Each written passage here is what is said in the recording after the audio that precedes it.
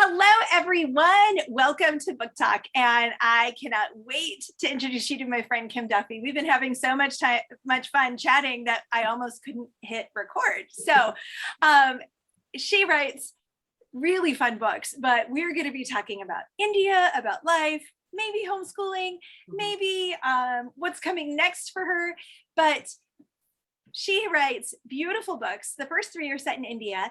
And Kim, would you introduce yourself to those who are joining us? Yeah, hi everyone. I'm Kimberly Duffy. I write historical women's fiction, always with romantic subplots for Bethany House. My third book just released in November. I'm a mom of four, a wife of 22 years. I got married young. 22 years. I'm originally from New York, and I now live in Ohio by way of India.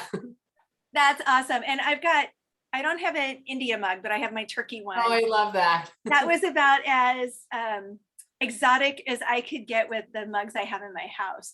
So tell us a little bit about how this passion for India came up, because it is kind of a really important backdrop to your books, at least these first three. So how did that love and passion come about? Well, I mean, India is kind of an important backdrop to my life. I don't know what sparked this interest I had. I was about 15 or 16, maybe. I'd read a whole bunch of Amy Carmichael books and just really wanted to go badly, you know? And then after high school, I had the opportunity to do some nonprofit work in Bangalore. And mainly I was in Bangalore, and then I did a little bit of work in like rural areas of Andhra Pradesh. I spent some time in Chennai. And I just worked with a local organization there, and I started a children's program, and we met weekly. It was just so much fun. There at the time, this was 24 or 23 years ago, there weren't any real like children's programming there. Like it just wasn't a thing. So we had puppets and crafts and music and drama and songs and stories. It was so much fun. And we started the first week, we had like, I don't know, like six kids. It was the siblings of our friends. And then next week we had like 30 kids. And the next week, and it ended up being like 120 kids every week. And it was so much fun. I mean, these kids are darling, they're beautiful children, and they had so much fun. So I lived there for 6 months, and then it's where I met my husband. He started a band, and he was teaching music there. So we fell in love in India while we were watching Aristocats, if anyone's interested in that romance. He kissed me. Our first kiss was during Aristocats. I don't know that there are very many people got married. Yeah, I don't think there are many people who can say they fell in love over Aristocats. Yeah, I know. It's just like my romantic story right there. There was nothing else on TV. There was like it was late. It was like midnight, and there was I don't even know what it's like, the Southern Indian drama, you know, and it's like the guys with the wide eyes and they're painted green and have the big hats, and it was like that or Aristocats. So we were watching Aristocats, and then he kissed me, and then we came home and got married. We'd always planned on going back, but he went to college. We were young. I was 19, he was 20. He went to college, and then we just started having babies, and you know, and then we got involved in an organization that teaches English to women and children rescued from sex trafficking. Okay. So in India, if you want to go to college or you want to work in an industry that like deals with the public and retail, government, the language that they use is English. You have to know English if you want to go to college. So it's an organization that teaches these women and children English so that they can go on to college. My husband does the IT. He works in IT, and I helped kind of write a little bit of the curriculum, and I did some teaching, and then I went back to India with them a couple of years ago, and we were in Mumbai, Calcutta, which is my favorite city so far, and then we spent some time in Kathmandu. And so it's always and I just developed the most amazing friendships there. I'm still in touch with them today, and we plan on taking our family next year for a longer trip, and I'm just so excited to show my kids. I love everything about India, which is funny because it's not like I'm super uptight normally in my real life, and I like things done just the right way. And there I just feel like God's grace. I don't know. It's just this welling up of love I have for that country and the people. It's so beautiful. It's just so beautiful. So diverse and warm and engaging and just colorful and complex. It's just so much history, which is my favorite thing in the world. So I just love it. I love that country. So when you decided you were going to start writing, how did you decide that, okay, this love for India was going to become the backdrop for at least a few of your books? Yeah, that's actually a funny story. I actually started writing really young. I think like a lot of writers, I was 12.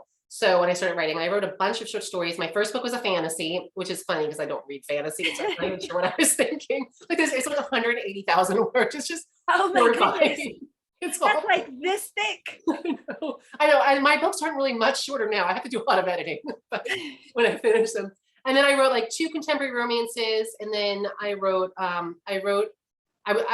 brainstorming with Christy Cambron, who's another author. And she's like, I think you're just really a historical fiction writer. Like maybe you should just try writing that because I love it. It's like most of what I read. And then I took a course by Anne Mateer, who published the books with Bethany House. Yeah. And she had a historical fiction writing class. And I took that and I felt like equipped to do it because my biggest fear is someone emailing me and saying like, you got this wrong. Because like I researched the heck out of everything.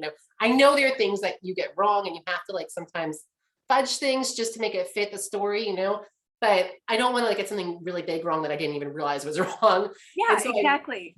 I research a ton, I spent a long time researching. And so I started writing A Mosaic of Wings. At the time it's called, of course, the Cicadas.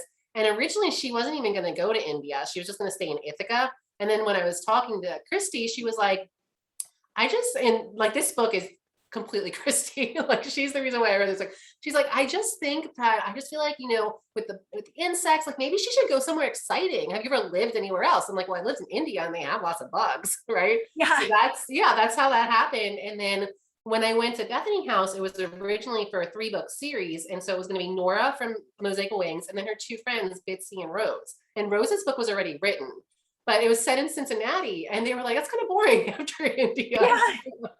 They're like, we want 2 more books set in India. I'm like, oh, okay. So I like had to come up, I think it was like 2 days or 3 days. I had to come up with 2 more ideas. And so then my next 2 books were those ideas. It's like the most stressful 2 days of my life.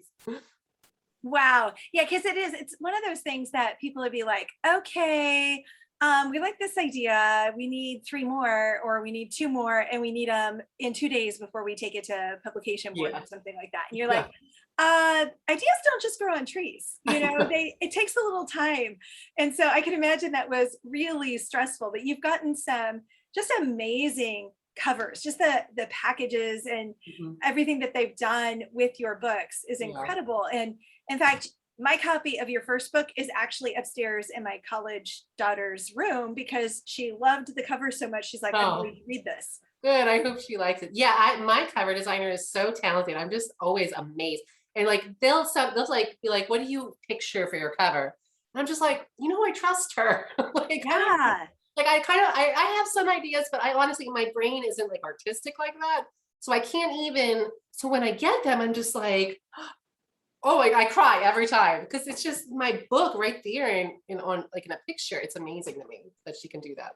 Well, Karen was saying how she just finished Mosaic of Wings last night and it was fantastic. She loved the India setting.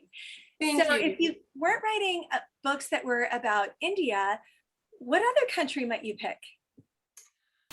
Well, I have an idea that's percolating and it's set in Italy. My family is from Italy and I feel a real connection to like my grandmother who was Sicilian. And my oldest daughter's name is named after my grandmother. Their names are Raffaella. And I love learning. We're actually learning Italian now as a family and we plan on visiting next year. And so I love that. Like, I just love the culture and the history of Italy. I went through a phase in high school where I was like completely obsessed with ancient Roman history. It was like in the 10th grade. I read everything I could get my hands on about ancient Roman history. That's awesome. I think I would love to one day set a book in Italy and just explore like my roots, maybe even Sicily. Yeah. Well, and having spent parts of 4 summers in Italy, that was the thing that surprised me because part of me was like, oh, been there, done that. I want to go somewhere else. And then COVID hit and we couldn't go back. And like, I miss Italy. Yeah. I miss, it's the layers of history. And when you literally can go, okay, this the Romans made, and this over here is medieval. And then, this is recreated thanks to the war and all of that. And so it's just, it's beautiful and it's so diverse. And the culture of it's so like I was raised in New York on Long Island. So like half my friends were Italian and half my friends were Jewish. And then I moved to Cincinnati and there's like no Italians anywhere. Right. And so I just feel like it would feel like home just because of that connection too. Like just there's like a culture of the Italian family, right? So I'm Yeah. just really Well, excited. And I have cousins there still. Like I'm just really excited to get in touch with that like that part of my life. yeah, that would be awesome. And Joy thinks we should team up together to write Oh books. yeah. You write scary books.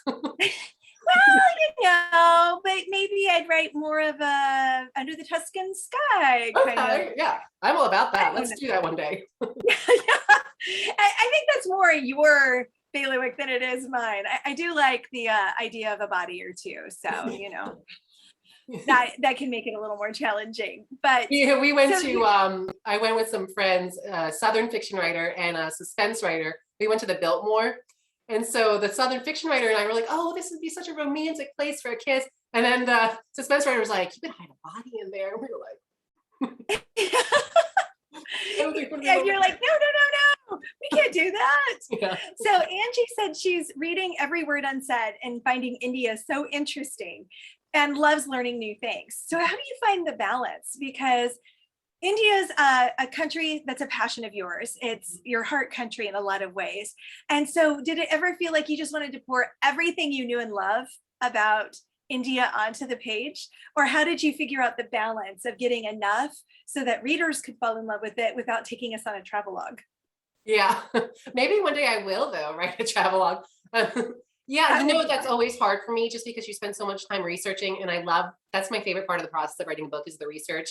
And you find so much interesting information. You just want to share it with the world. Like this, like I'm interested in this. You must be interested in this, but probably they're not interested in it, right? So it's always a balance. Like any person who writes a book has to balance that. And I guess like so I'm writing a book, I try to write with my senses, and like I'll close my eyes and I'll think, how can I write this in a way that will send my reader to this place? And I do that a lot, like almost every page, just because I want them to feel immersed in a story. And one of my earliest memories with books was my brother got me Secret Garden for Christmas. And I remember like being so immersed in it. It's still one of my favorite childhood books. Being so immersed in the story, my mom called my name like a couple of times, and I like looked up and kind of blinked, and it took me a second to remember that I was in Bayshore, New York. I wasn't in England, like in a secret garden on the moors. And that's what I want for people when they read my books. I want, like, if they're interrupted, I want them to be like, oh, I'm not in India. Like I want that kind of startling, moment. So I try to do that. And also like word counts are like my nemesis, right? So my book's supposed to be like 100,000 words. They're never 100,000 words. And so I kind of I'm forced to be constrained with that. Yeah. Well, and there are just getting all those senses in there are it's such an important part of making the setting a character. And that's really what you are able to do is you're creating that experience for readers. And Karen says you did have a bit of a scary scene in Mosaic. So you would be fine writing. Oh, I did. Yeah, the fight. That was hard for you to write. But I think that's also part of what can be fun about writing is we can push ourselves to do things that we might not normally want to do or think about, like writing. When I wrote in the Christmas and Mistletoe Square collection, I had to keep it kind of a cozy mystery because everyone else is writing these light Hallmark wonderful stories. And like, I probably can't kill too many people. No blood trails or Yeah, exactly. I've done that in other books, but not in that one. So Joy loves that your books are longer. The longer the better. So how do you strike a balance? Yeah, Kim's like, oh, I agree. I think I can work with that. But how do you strike a balance with your editors? Because there usually is kind of this hard word count and you've got a little bit of wiggle room, but I'm gonna guess this one is over 100,000 words. 130. Yeah, that was going to be my guess. It feels like a Tamara Alexander book. Yeah. That book's really long. I think Mosaic's like 118 and Every Word Unsaid is like 110 maybe. That book. My editor has never said anything to me. So, and I learned from a mutual writer friend that she tends to fight for her author's word counts. So, hey, there you go. Yeah, she's great. It's funny because I feel like a lot of the writers that she edits for, they do have longer books. Like I think she edits for Jocelyn Green, who tends to have longer books too. Yeah. So I think that she's okay with it. So maybe she's like in our court. Well, and I think that, I've had that experience where I've written books where I'll send it into my editor and I'll be like, it's fat and sassy. I can't figure out what to cut out of it. So you're just going to have to help me.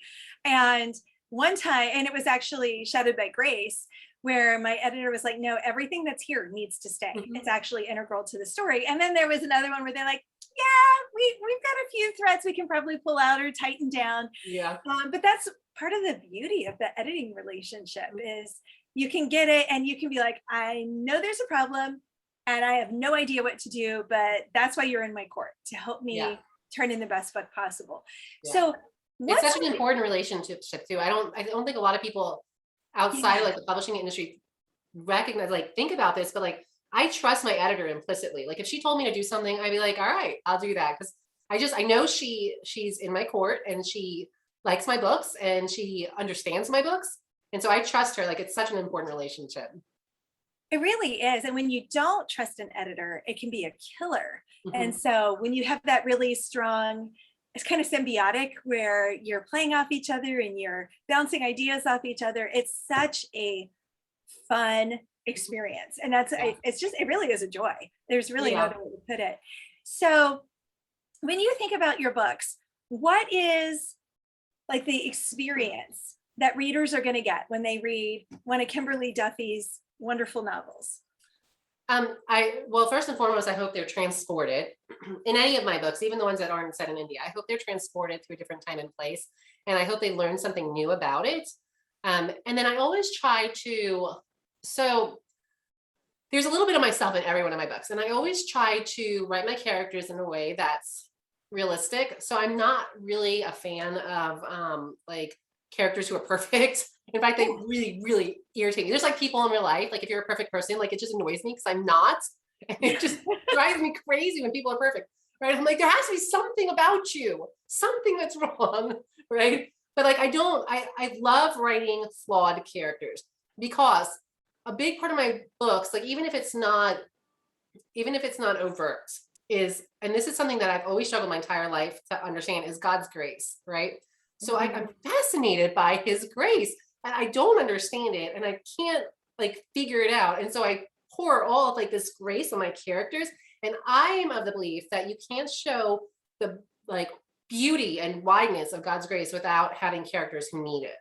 So I Yeah. hope that they see themselves maybe in my characters and think, wow, I really struggle with doubt, or I'm like super driven that I don't even focus on these other things and I tend to forget myself. Like I hope they see little bits of themselves in that and they recognize like there's room for you, like there's grace for you. I hope they get that too. Oh, that's wonderful. And I love that because sometimes we have a really hard time accepting things when people just tell us, oh, read this Bible verse or look at this Bible story. But then through fiction, we can see a parable that we connect with and Yeah. go, oh, I can see how that might apply to me and how I might be able to reach out to God for that. So I love that your stories are laced with grace like that. Mhm. So it makes it really real and really fun. Yeah. So you're writing a book now though that's a little different from these, Yeah. and this is the one that'll be coming out later this year, right? March of 2023. So Okay, in a March of while, yeah. 2023. Yeah, the timeline for writing, y'all, is so much longer than you might think. How's this one different? Well, for one, it's not set in India. So Yeah, that's a big difference. yeah, it is. And I'm glad for the reprieve. I love setting books in India, but it's a lot of work. And there's a lot of I just want to make sure I do a good job and showcase the country and the beauty I see in it in a way that like honors India and the Indian people. And it's a lot of pressure sometimes, And I'm Yeah. so grateful to have written these books, but I'm glad for the break to write a book not set in India for a little bit. I might go back one day. I have ideas. But this book is set, there are a few scenes set in I think it's Hungary, like the countryside. And then the rest of the book is set in New York City. So I get to write about my home state, which is a lot of fun. And it's about, y'all, I'm so excited for this book. I love it so much. It's about a circus strongwoman.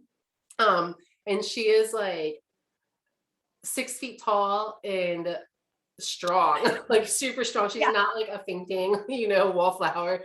Like she is strong. And the love interest is an acrobat who is shorter than her, which I love. I love atypical couples, and it's fine. There's a place for like the tall, dark, and handsome man and the small blonde, Belle the Ball. Like there's a place for that and everybody Yeah. loves them, right?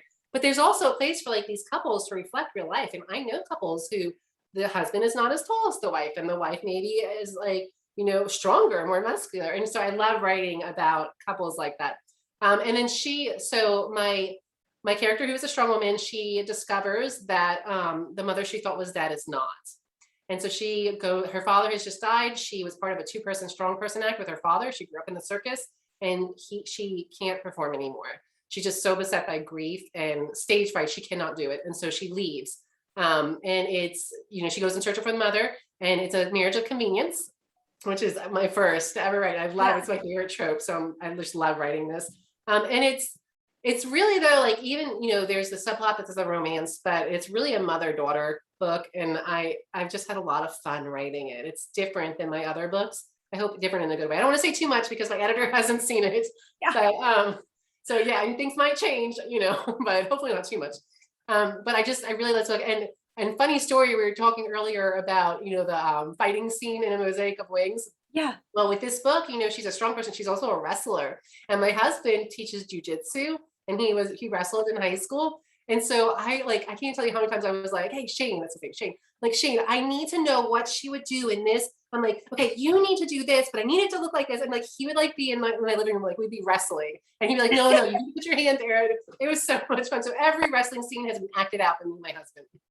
I love that. And it's going to feel so real when we read it because of that.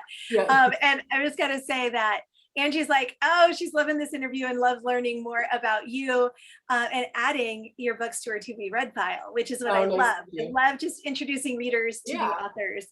And your love for writing and history and books just comes out. So I want to ask you, what's one book that you've read, and other than Secret Garden, because we've already talked about Secret Garden, and I agree, instant classic. All of my kids have loved it, which I've got 2 girls and 2 boys, so that they've all loved it. Of course, that's a fantastic book.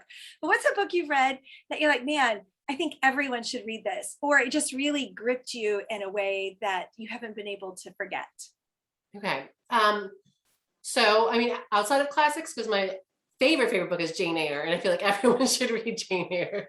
But outside of that, I would say, so recently, I kind of went through, I don't know if you guys like struggle with this, and I think this happens to me when I'm like under a lot of pressure and I'm really stressed out. And the fall leading into the winter was like the most stressful period of my life in like the last decade. It was so hard, just really stressful. I was so busy, and I don't function well when I'm that busy. Like, I need a lot of downtime just to decompress, and I didn't have any.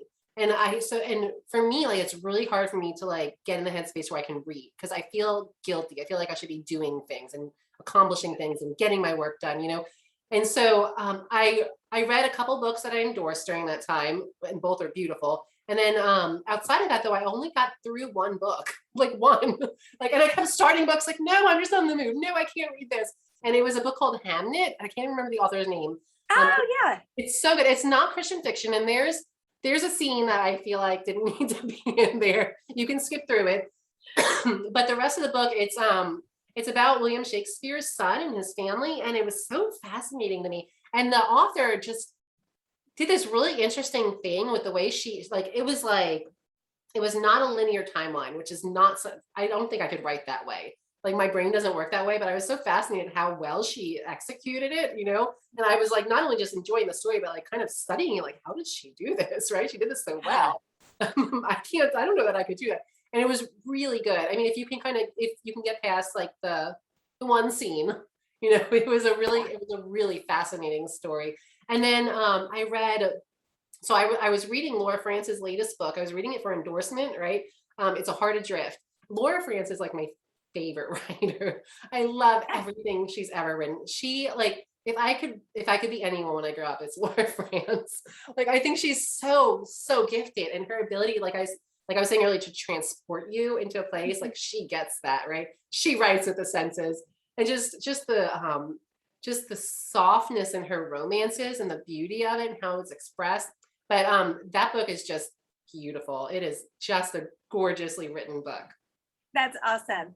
And I think that as writers, what I really appreciate is when I can read a book and I forget I'm a writer. Mm-hmm. And it's like, I just get kind of captured by the words and the characters and how it's all coming together. And then I'll be like, wait, I want to learn about that. I need to go back and read it again or listen to it or something so I can pick up some of the techniques. Yeah. But Karen's like, she loved A Heart Adrift as well. Isn't it And a beautiful? couple of people have commented that they think it would be a lot of fun to do those plotting out the wrestling scenes with your husband. And so I could do some videos. I'll put them on Instagram. Yeah, I think I remember seeing that actually. And I was like, oh my gosh, that's too fun. So it's hard to believe that we are already through our time. Thank you No, it went so fast. It does. And it's just always so much fun, especially when people are commenting and asking questions. So thank everyone. Thank you to everyone for joining us. And I hope you enjoyed meeting Kim. She's just as delightful in real life. So if you ever get a chance to go to a book signing or something with her, you absolutely should. But thank you again, Kim. It's always great to see you. You too. Thanks for having me.